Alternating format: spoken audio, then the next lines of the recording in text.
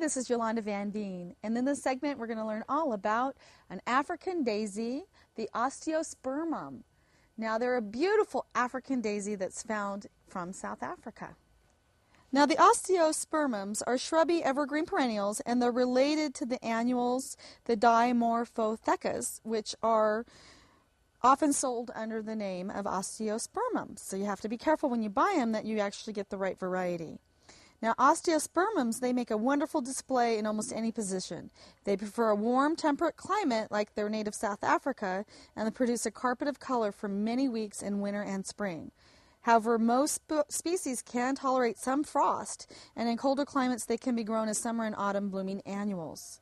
So Osteospermums are easy to grow from seed, and you can start them indoors if you live in a colder climate, it's about a month early, and then set them out in May or June whenever it gets 60 and above.